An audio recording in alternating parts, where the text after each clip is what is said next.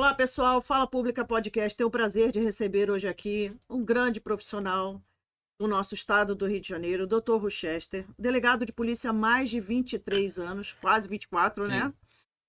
Um idealizador do Código de Conduta de Macaé, membro de vários órgãos que foram da sua história assim importantíssimos para o Rio de Janeiro e para outros municípios, né, Dr. Rochester?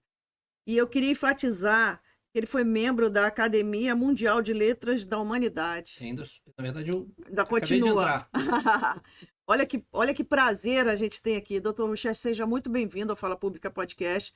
Nosso podcast tem uma honra assim, muito grande de ter um profissional de sua qualidade aqui, um delegado de polícia ainda na ativa, de Conceição de Macabu, né? Município pertinho do Rio. Bem perto. E que vai nos trazer hoje a oportunidade de falarmos sobre N assuntos. Um deles que eu gostaria muito de começar já falando, que é a curiosidade de todos aqui no nosso Rio de Janeiro, a mega operação no Complexo do Alemão. Fala um pouquinho, na sua opinião, na sua ótica técnica, o que aquilo dali trouxe para os brasileiros em si, não, mas vamos dizer para o Rio de Janeiro, para os cariocas. O que aquilo dali reverberou para a gente? Bom, primeiro de tudo, a operação ela foi um sucesso, ao contrário do que as narrativas vêm querendo desqualificar. A desqualificação parte tanto do governo federal quanto de alguns grupos políticos, sem nominar quais sejam, até porque a relevância deles nesse aspecto a gente acaba percebendo que se tornam questionáveis, porque no fundo o trabalho da polícia ela não é um trabalho político, é um trabalho Perfeito. de Estado. Nós todos colhemos frutos em razão disso, porque todos somos cidadãos. Todos passamos pelas agruras de transitarmos na linha vermelha, na linha amarela, ou até nos subúrbios, nas comunidades mais carentes, e todos nós sofremos as angústias de, nesses momentos, não sabermos se vamos ser abordados na esquina, se vamos, nessas abordagens, sofrermos algum tipo de covardia, porque, em regra geral, Essa é a esses palavra. marginais são covardes, eles não se comprometem somente com o plano de ação criminoso que eles se propõem a fazer, que é subtrair o patrimônio e ganhar o seu dinheiro, digamos, ilícito. Eles querem suprimir a vida. Eles querem causar tragédia, o terror generalizado. Nós vimos recentemente, fazendo um pequeno parênteses, um vídeo que viralizou nas redes sociais de um criminoso que sai de uma picape, não é Sportage, é uma Renegade, e ele pega o fuzil, passa uma van e ele efetua um disparo na van de forma assim, aleatória. Então, ele poderia muito bem fechar a van e fazer o assalto que ele quisesse, até porque ele estava com uma arma de guerra, um fuzil. Ninguém iria se encorajar a querer enfrentar alguém com uma arma de guerra. Bastava ele render aquelas pessoas e determinar que todos colocassem seus telefones no chão, todo mundo iria obedecer. Mas não, ele optou parar antes, deixar a van passar. Tentou um disparo. E um fuzil como arma de guerra, não sei se todos conhecem as características técnicas, mas a munição é diferente de uma pistola, de um revólver. A munição ela é composta de aço. Ela é diferente de um revólver, de uma pistola, que é de chumbo. O objetivo de pistola ela é parar o alvo. O chumbo deforma quando atinge o alvo. O aço não. O aço transfixa. O objetivo dele é atingir o máximo de alvos possíveis. Uma única munição você atinge 8 pessoas. Nossa.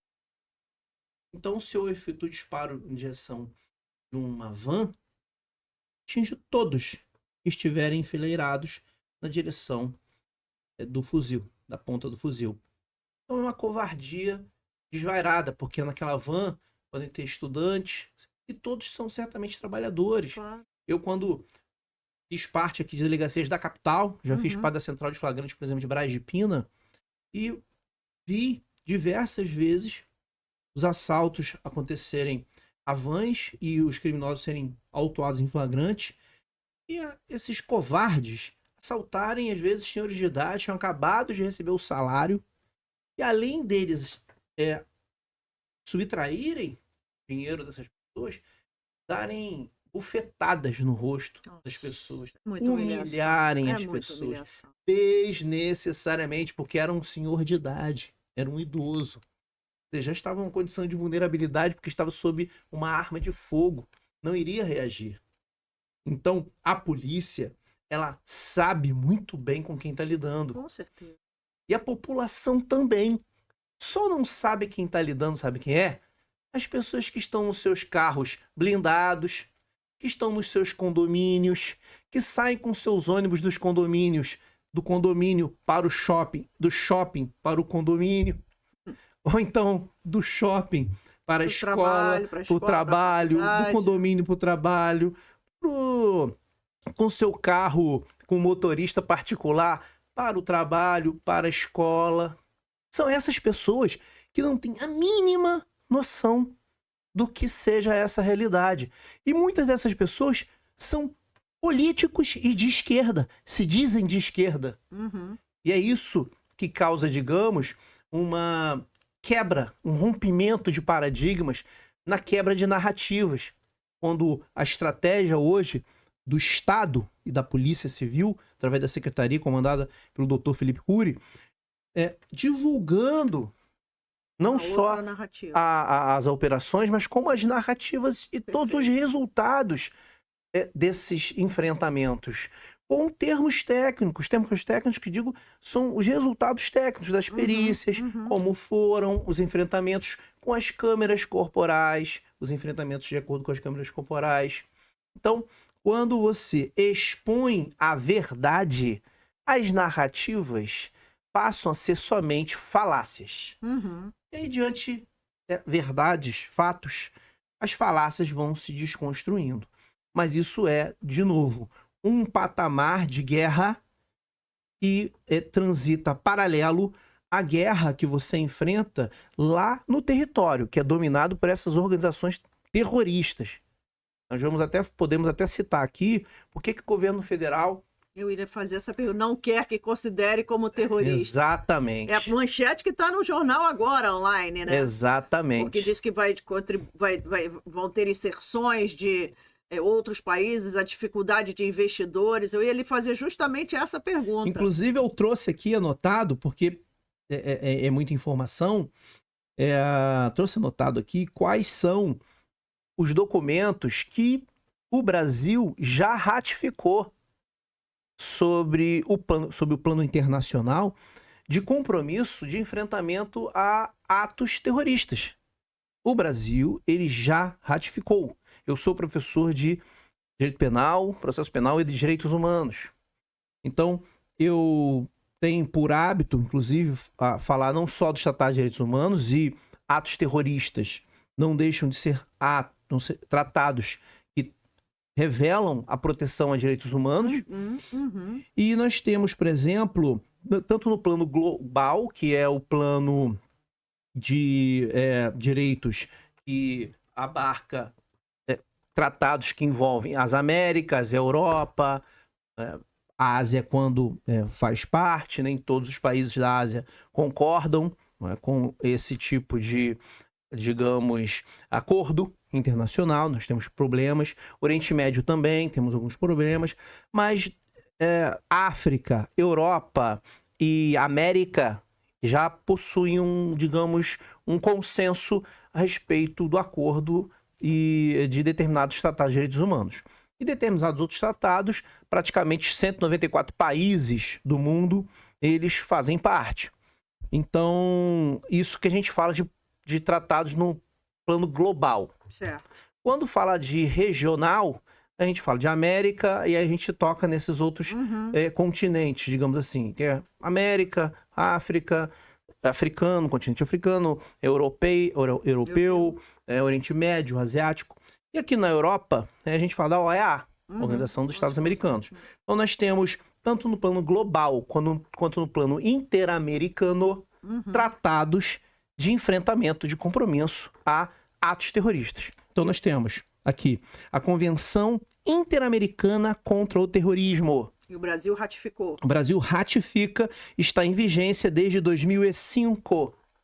E é o decreto 5.639, de 26 de dezembro de 2005. Quer dizer, o Brasil já estava, desde 2005... Desde 2005. Ratificando essa posição Isso aí. de considerar atos de forma terrorista. Exatamente. De se comprometer a enfrentar atos terroristas. Uhum. E aí, primeiro passo é, por exemplo, você criminalizar o que seriam os atos terroristas. Sim. Criar os tipos penais sobre atos terroristas. E isso só veio em 2016. Olha como é que o Brasil, ele no plano internacional, é extremamente leniente quanto a esse assunto. 2005 para 16, 11 anos ainda para discutir. 2016. Sabe por que ele fez isso? Porque quando foi sediar as Olimpíadas, aqui foi cobrado. E aí, não foi à toa. E um dos calcanhares de Aquiles apontados para garantir segurança de que o Brasil poderia, por exemplo, possuir ferramentas, inclusive jurídicas, de enfrentamento a qualquer ataque terrorista, seria a garantia jurídica. E isso havia uma lacuna. Não tínhamos. E não tínhamos. Fizeram uma lei, portanto, a toque de caixa. Verdade foi essa. Saiu a Lei 13.260 de 2016. Eu, inclusive, tenho participei de um projeto de livro, na verdade, de um livro, em que eu comento artigo por artigo esta lei. Inclusive, aponto algumas inconstitucionalidades. Como, por exemplo, e aí é o primeiro problema que nós esbarramos nesta lei, que é a competência exclusiva da Polícia Federal para apurar crimes terroristas. E aí eu fico perguntando, e eventualmente facções criminosas que estejam praticando atos terroristas? Isso. A Polícia Civil não vai poder investigar, atuar, e aí entra a questão jurídica e é o primeiro obstáculo que vamos enfrentar. Isso é um argumento a favor do criminoso. Claro. Porque você vai ter a polícia investigando, e aí daqui a pouco, se você identifica ou qualifica essas pessoas como terroristas, vai vir lá o advogado, e sustentando que, na verdade, deveria ser a Polícia Federal, e vai vir o governo federal com aquela narrativa falaciosa, obviamente, a favor do criminoso, dizendo que isso deveria ser considerado um absurdo, aquele discurso inflamado, de que os pobres coitados, eles estão sendo criminalizados porque não deveria, e aí vai vir o Supremo Tribunal Federal. Reforma tudo. Que tem tido comportamentos questionáveis a respeito do enfrentamento da nossa criminalidade organizada. Gilmar Mendes, hoje, parece que tudo conspirou a nosso favor, para falarmos sobre esse assunto. Hoje, falou que o crime organizado não tem necessidade de ser investigado, criminalizado de forma específica. Tem que ser combatido de forma comum. Tá. Forma comum. Tipo assim, o crime comum. Ele é igual um ladrão de galinha. Crime comum.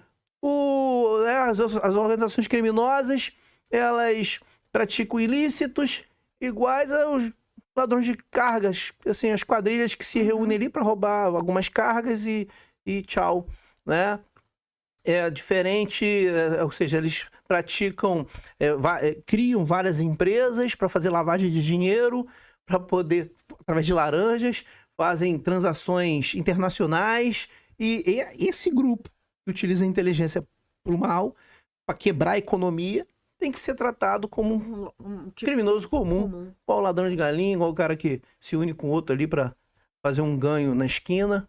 Não, estou falando das organizações criminosas de grandes cargas, que fazem, praticam crimes de âmbito interestadual e internacional, levando carros para outros países, não esses. E esses são organizações criminosas. E as facções hoje, e os faccionados, são verdadeiras organizações terroristas.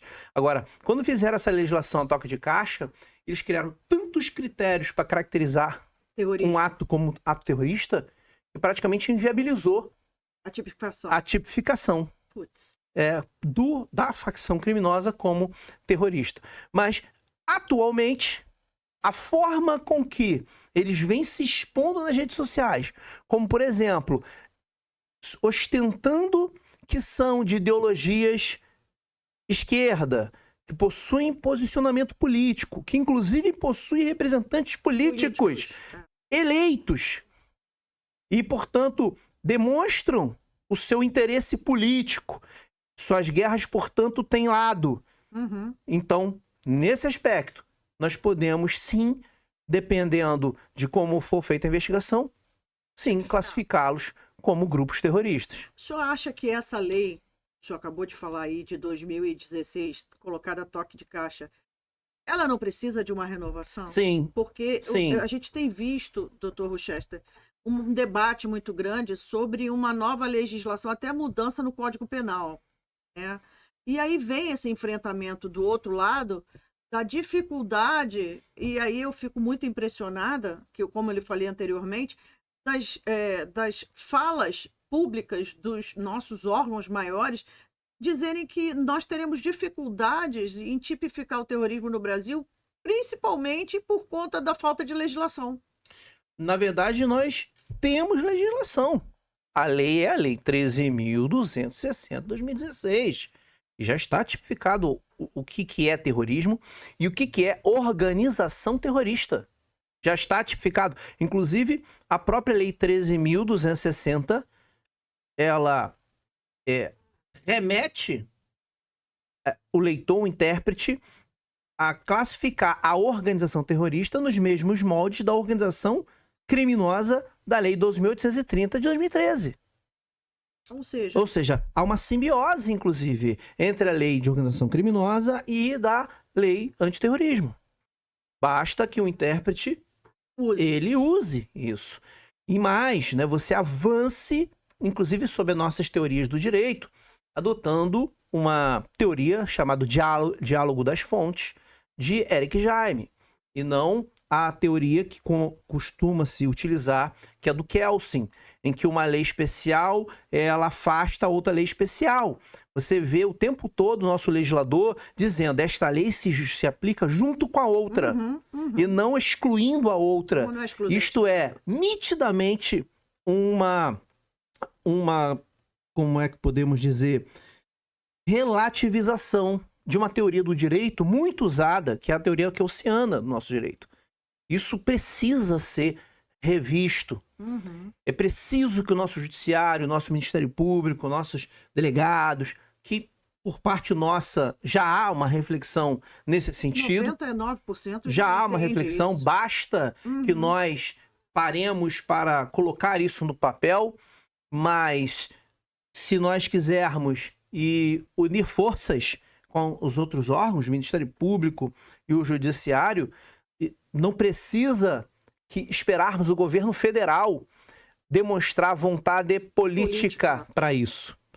Correto? Certo. Tudo bem que, diplomaticamente falando, o Brasil já possui um tratado que se compromete ao enfrentamento do ato terrorista e, portanto, ele politicamente pode até criar hoje obstáculos, mas o arcabouço jurídico que nós temos são tratados internacionais ratificados, uma lei no plano interno já aprovada. Basta que o Congresso crie um projeto de lei melhorando a lei que está, por exemplo, alterando a motivação para o terrorismo que está lá, como, por exemplo, incluindo motivação política ou incluindo ou tirando a própria motivação. A motivação pode ser genérica, motivação simplesmente de causar terror social, que é o que se utiliza na maioria dos países que enfrentam terrorismo. É como se, vamos dizer uma linguagem mais simples, para enfrentar o terrorismo aqui no Brasil, pela nossa legislação, a gente cria como se fosse uma dupla camada de segurança. E isso não se coaduna com a nossa realidade. Porque as facções criminosas, para causar terror social, eles têm muitas das vezes interesse puramente econômico e de domínio territorial. Isso. Econômico, eles querem domínio territorial e almejam poder. Não há ali necessariamente um interesse político, religioso, étnico, racial. Não há. Não. Porque nossa realidade não é essa. Exatamente. Nós não somos aqui um país em que existe uma guerra ideológica, Não. política, Não. uma guerra religiosa, como surgiram os primeiros grupos terroristas. Uhum. Por isso que eu disse que foi feita a toca de caixa, que não foi feito de acordo com a nossa realidade. Na nossa realidade, não emerge grupos com predominância nesses interesses. Uhum. Nosso interesse é puramente econômico, é puramente de poder. É projeto de poder, de expansão. de expansão territorial, econômico. E aí, o efeito colateral disso sim, vamos eleger alguém para manter o poder. Vamos nos associar a uma ideia política para nos manter o poder. Vamos nos associar a uma ideia religiosa. Você não lembra que as facções recentemente estavam rechaçando, discriminando pessoas de outras religiões, de outras matrizes religiosas, para poder angariar mais, aliciar mais membros para a sua organização criminosa? Sim. Como é que então eu não posso colocá-los como terroristas, já que lá na lei terrorista, no antiterrorista, você tem a motivação religiosa? Você tem. Isso tudo poderia ter sido aplicado na mega operação. Dá tempo ainda. Dá tempo ainda. E aí, por que o Congresso fala no PL antifacção? Para quê? Na verdade, quando o governo aparece trazendo essas narrativas, porque não estão com base em fatos. Pois é, não é? Para entender. São narrativas, é para tentar desqualificar um trabalho de anos.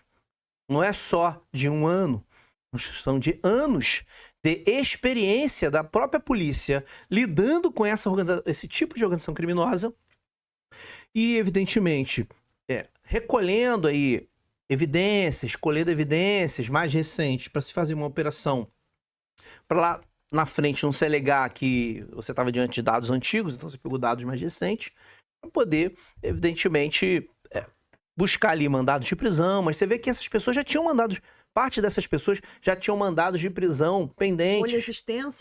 Folhas extensas criminais. Ninguém ali, como todo mundo diz, né, Entendeu? Dr. Rochester, ninguém ali entrou na mata da Serra da Concórdia, da Misericórdia. Sim. Ninguém entrou ali para caçar preá, para caçar passarinho. 4 da manhã, né? Às 4 da manhã. Ninguém saiu dali... 50. Ninguém saiu dali só de roupas íntimas. Todo mundo estava camuflado. Sim. Os corpos foram expostos à rua como uma chacina. Ninguém saiu dali... ninguém entrou ali, daqueles 100 e poucos que foram, entre aspas, fascinados, foram assassinados. Ninguém entrou ali sem ser armado. E todas as armas de guerra que foram encontradas ali, inclusive até que aqui no Brasil o senhor não vê na guerra todos os dias, né? Sim, quando eu tive a oportunidade de investigar o tráfico, a organização criminosa, as facções criminosas, a facção criminosa existente na Rocinha em 2013, eu detectei ali, por exemplo, fuzis de 13 nacionalidades diferentes. 13? 13 nacionalidades diferentes de fuzis na Rocinha. Isso já tinha sido comunicado à Secretaria de Segurança Pública da época. 2013. 13, que era, 12 anos que era o atrás. Beltrame. Quer dizer, hoje então nada surpreende a gente. Mas sabe por que que isso não foi difundido na época?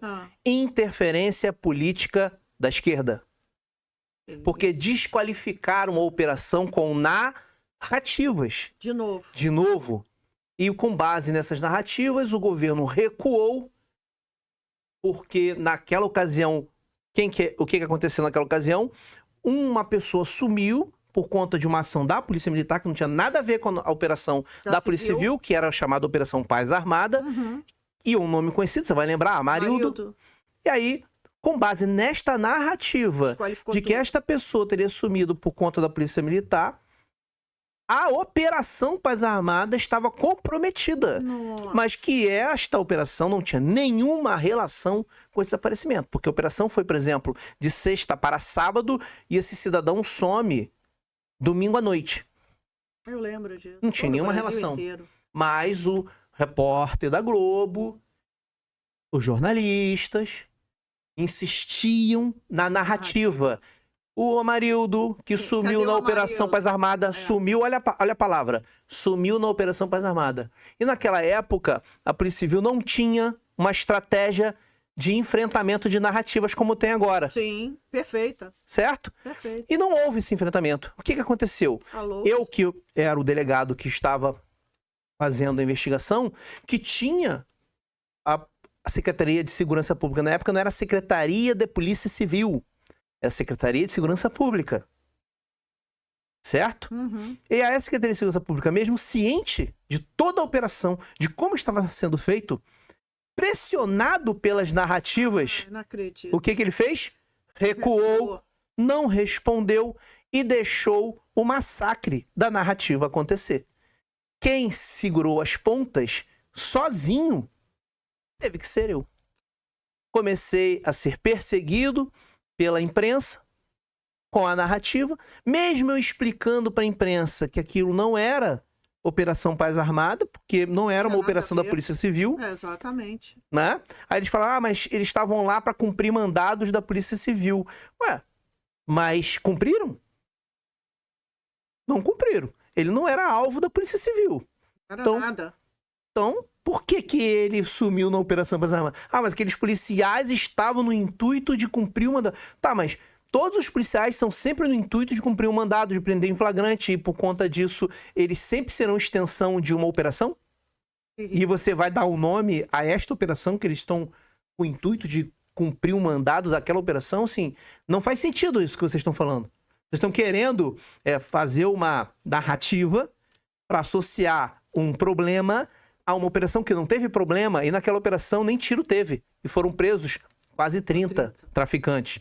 Então, ao invés deles anunciarem que uma operação foi de sucesso, que foram presos 30, que não teve nem tiro, ou seja, uma operação que não causou nenhum problema para a coletividade, nenhum perigo para a coletividade, que deveria ser utilizado como exemplo de exportação, foi simplesmente esquecido para dar vez à narrativa.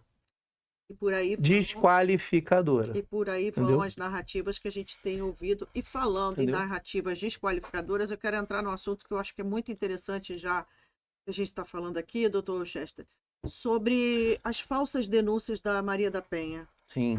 Quase ninguém fala sobre isso. Me conta um pouquinho sobre essa situação, doutor Chester. Isso é muito importante, Flávia, porque é um fenômeno que vem crescendo a cada mês que passa.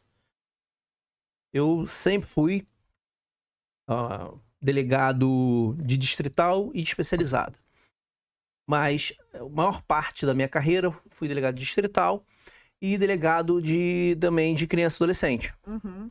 E me deparei com muita frequência com falsas denúncias. Essas falsas denúncias eu percebi ao longo do tempo que vieram aumentando.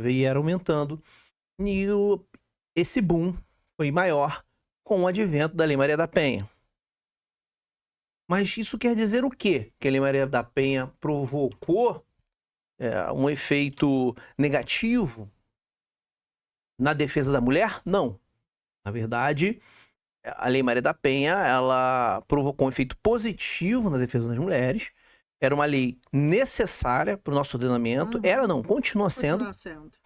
Muitas mulheres realmente só conseguiram frear uma relação tóxica de dominação, manipulação, através da Lei Maria da Penha. Eu mesmo, como delegado, já auxiliei muitas mulheres, porque em delegacia do interior você não tem delegacia especializada em acolhimento, é uma delegacia para tudo. Então, por exemplo, em Arraial do Cabo, eu tinha investigação criminal, tanto de organizações criminosas como de Maria da Penha. Veja a dicotomia, né? De que eu estou dizendo do tipo de investigação criminal. São vieses totalmente diferentes. A dedicação, as ferramentas são totalmente diferentes. Eu preciso de perfis de policiais totalmente diferentes. E, portanto, você te mostra como é a dinâmica, né, diversificada dentro de uma delegacia distrital. Mas isso fez com que os oportunistas... Falo os oportunistas porque eu incluo, muitas das vezes, alguns profissionais que não são legais, Porque nós não temos bons profissionais, tanto na polícia, quanto no judiciário, quanto no Ministério Público, quanto na advocacia. Uhum. Nós temos bons profissionais em todas as áreas, mas temos também péssimos profissionais, maus profissionais em todas essas áreas. Sim, Não sim. é a maioria, mas acabam, quando fazem alguma coisa ruim, servindo de exemplo, e esse exemplo é copiado. Isso é que acontece. Então, um profissional ruim age, aquilo vira notícia, e essa notícia propaga Vai e se vira multiplicando. exemplo que vai se multiplicando para outros oportunistas. E isso que aconteceu. Uma pessoa, né, um profissional, orientou, certa feita, alguém a fazer uma medida protetiva mentindo, Uhum. porque a denunciação caluniosa, que é o crime da falsa denúncia, está previsto no artigo 339 do Código Penal, uma pena de reclusão de 2 a 8 anos, ou seja, você pode ficar preso de 2 a 8 anos de reclusão.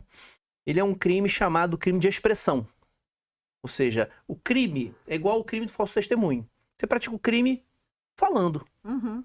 Não é um crime igual ao homicídio, lesão corporal, que os vestígios são materiais. Quer dizer, tem vestígio material, mas não é algo que você externaliza com ato. Você Sim. precisa da boca Uhum. para poder praticar o crime. Não é? Como tem o crime de injúria, né? Mas o injúria, por exemplo, pode ser escrevendo. A denunciação caluniosa também, você pode escrever. Mas é um crime de expressão.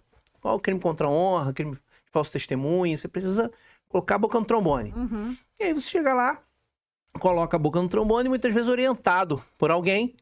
Não é? Geralmente é orientado por alguém, porque, em regra geral, as pessoas têm medo de, se eu mentir lá e se descobrirem, primeiro é a questão moral, né? Sim, que você fica sim, com vergonha. sim. Segundo, são as consequências jurídicas. Você não sabe o que pode acontecer. Então, geralmente, as pessoas, quando vão orientadas. Não vão aleatoriamente. Não vão aleatoriamente. Vão porque alguém botou pilha. Uhum. E isso Tá foi aumentando. Tá propagado, sabe? Ao longo do tempo, de que não acontece nada.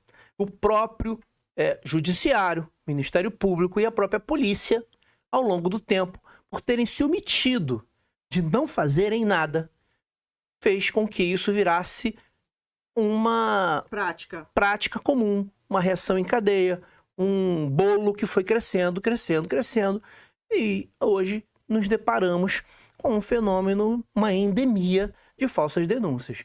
Praticamente todo mês eu relato de 10 a 20 inquéritos, e tem lá um indiciamento 2 de denunciação caluniosa. Que isso, doutor? Fora as prisões em flagrante que eu faço de denunciação caluniosa.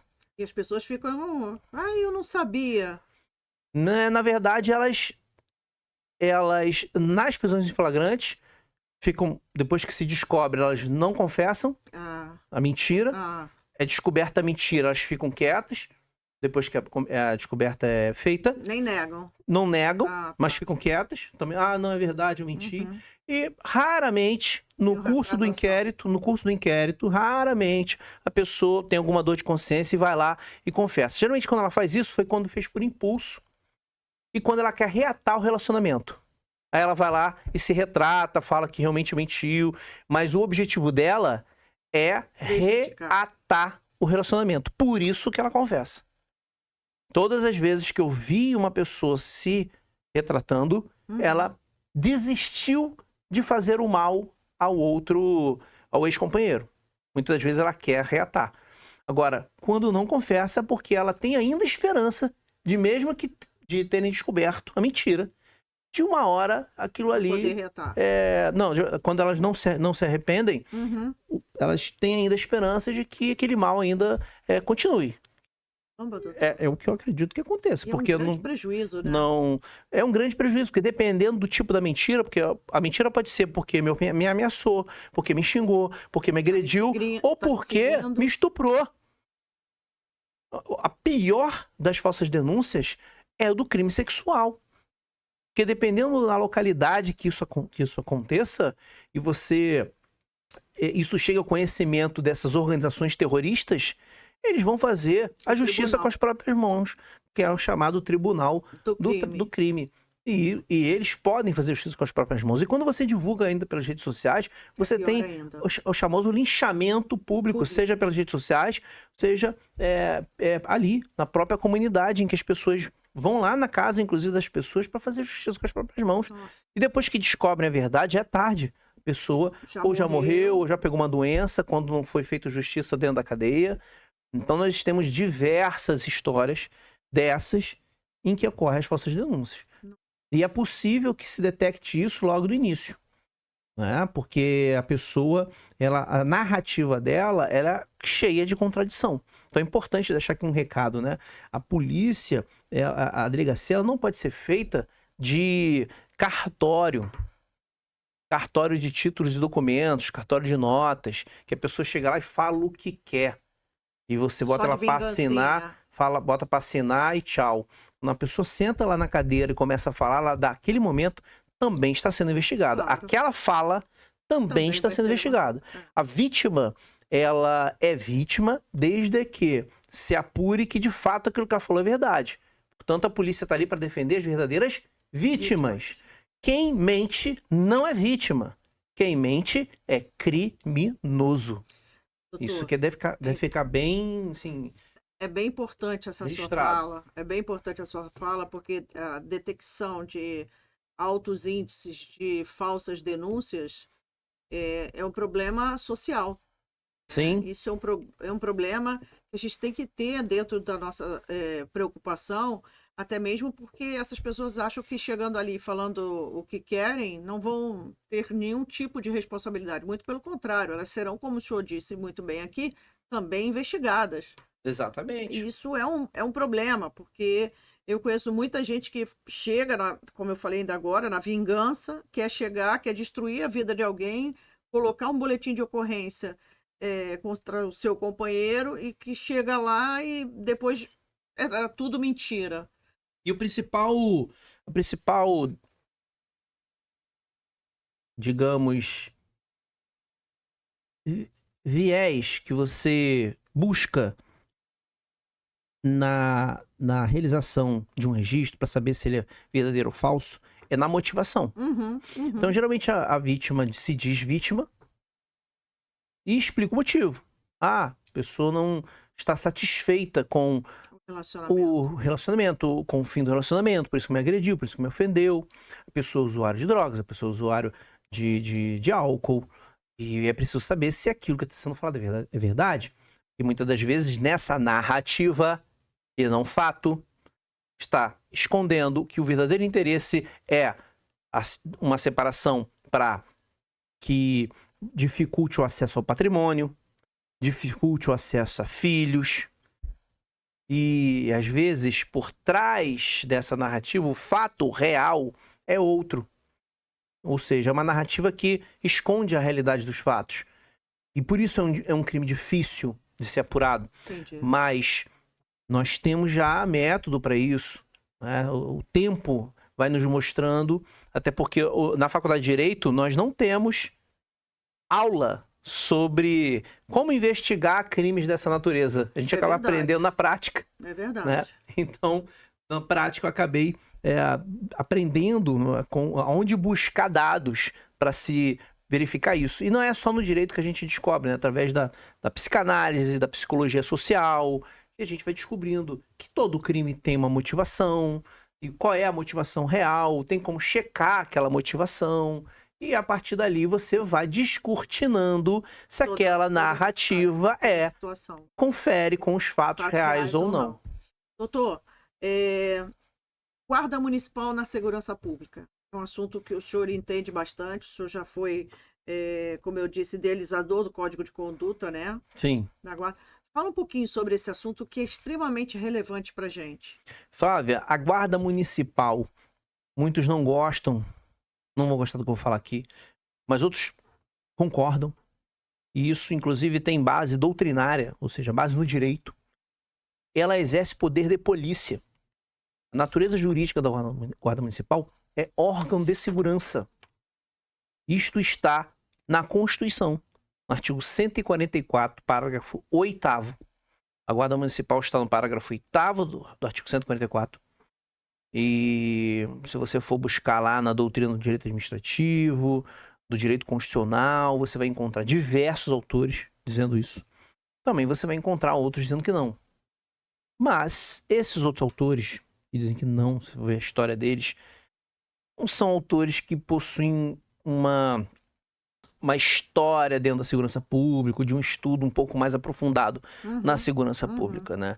E são autores mais, alguns deles desconectados com outras legislações sobre segurança pública. Nós temos a legislação do SUSP, que fala sobre a segurança pública nacional, que inclui a Guarda Municipal como integrante da segurança pública, justamente regulamentando ou regulando o 144, parágrafo 8º, integrando as forças de segurança previstas no 144. Portanto, é uma política de âmbito nacional que se enraiza nos âmbitos estaduais e municipais. Tanto que a competência para legislar no âmbito estadual e municipal, muitas das vezes, é complementar a prevista na federal. Então, se a federal está dizendo que nós temos X órgãos de segurança, e a partir dali o estado e o município vai complementar aquilo, então, onde está a dúvida que a Guarda Municipal não pode. É órgão de segurança? E para complementar, você tem a Lei Geral da Guarda Municipal, que é a lei, se eu não me engano, 12.000 ou 10.044, de 2014, que esses números podem estar errados, tá? Obviamente que não dá para ficar sempre lembrando de todos esses números de legislações, mas o nome Lei Geral da Lei Guarda. Geral da Guarda, só botar lá, só dar uma googada lá, tá? Vai Google. Ou então nessas IAs da vida, que você vai achar, que vai estabelecer a Guarda Municipal, inclusive como órgão de segurança, inclusive um órgão armado. Diz lá, a Guarda Municipal é uma instituição armada. Sem e é uma lei dúvida. Federal. Acabou, né? Não tem dúvida. Tem o Estatuto do Desarmamento, que inclui a Guarda Municipal como uma instituição armada. A diferença só é que ela é sujeita à regulamentação do armamento através dos decretos que regulamentam o Estatuto do Desarmamento. E aí tem um detalhe técnico sobre como é que se arma a guarda. Mas institucionalmente ele é um órgão de segurança. Ela tem razão de ser e ela tem respaldo jurídico. E tem respaldo jurídico. E o fato dela não estar armada, ou de alguma delas não estar armada, não desqualifica a sua natureza de órgão de segurança e não vai deixar de trabalhar por estar desarmada. O que vai acontecer é que vai ter que trabalhar com mais cautela, dependendo da situação. Vai ter que trabalhar mais integrada, com um órgão armado, dependendo do tipo da periculosidade que vai agir. E ainda para jogar uma pá de cal no assunto de que é órgão de segurança pública, os municípios, para se fazer política pública, para garantir uma segurança ali para a sociedade, para garantir crescimento para a sociedade, como é que eu falo de economia, de saúde sem segurança? Não existe. Não existe. E o Estado, ele não tem capilaridade para lidar com toda a problemática da criminalidade. Sem dúvida.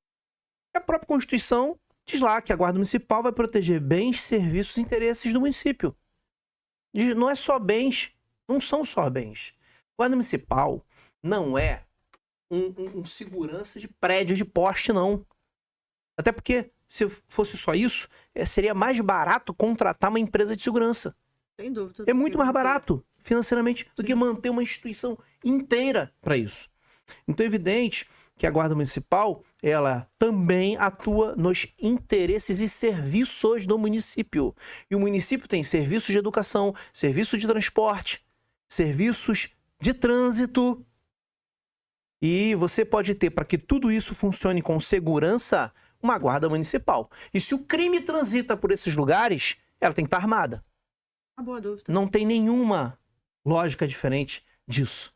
E é por isso que tem que ter poder de polícia. E é por isso que pode prender. E é por isso que pode agir e prender em flagrante. Não vai ter o poder de investigação, que aí já é a atribuição das polícias estaduais, polícias federais. Mas o policiamento extensivo, igual da Polícia Militar, vai ter também. Acabou. Exatamente dúvida? isso, né? Então, Por que assim, que tem cada um nas suas atribuições, né? Sem dúvida. Guarda municipal no âmbito dos municípios, inclusive âmbito ambiental. Você tem ali diversas áreas de atuação ambiental que é exclusiva do município. E você tem área ambiental exclusiva do Estado. PM no Estado, guarda municipal no município. Está bem dividido. E isso está na própria Constituição.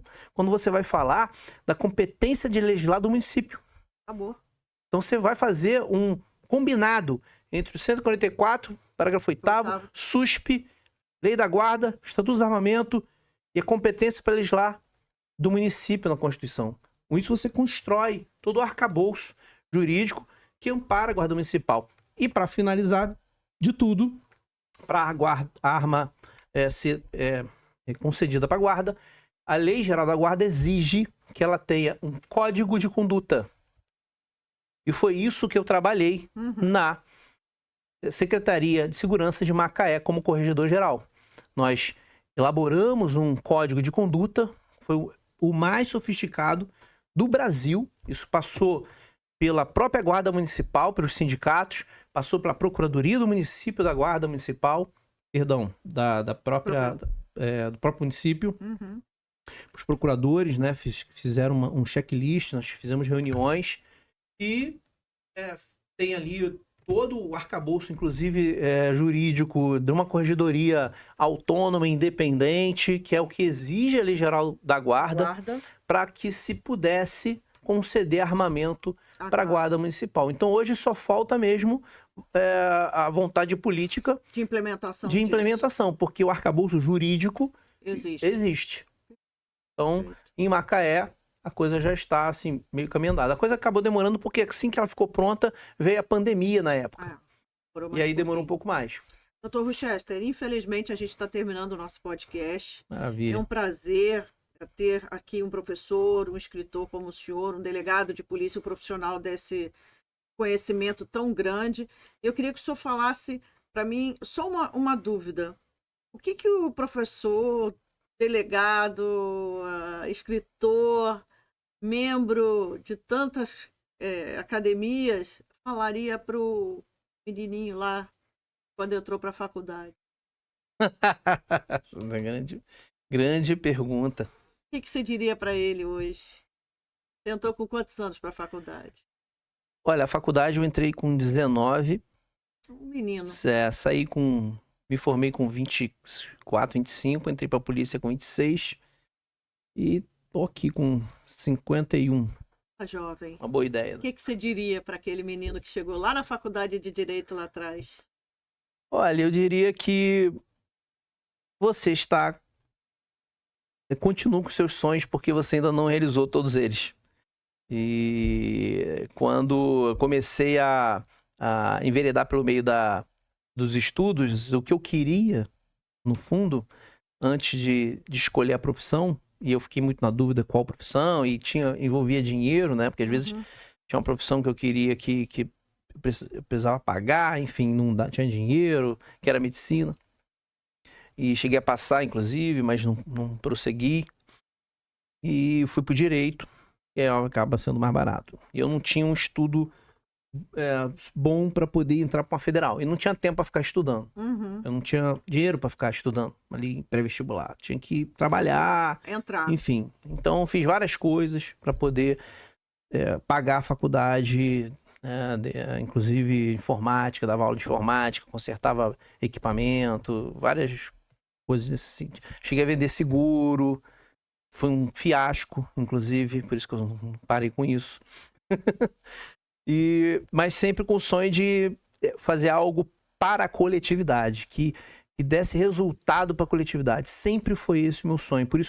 Talvez por isso eu fui para o concurso público, porque ali você, como servidor, de alguma maneira, você vai para a coletividade. Quando você também é médico, você está ali à disposição para fazer o bem de forma indiscriminada, sem olhar a carteira de identidade. Faça o bem sem olhar o quem.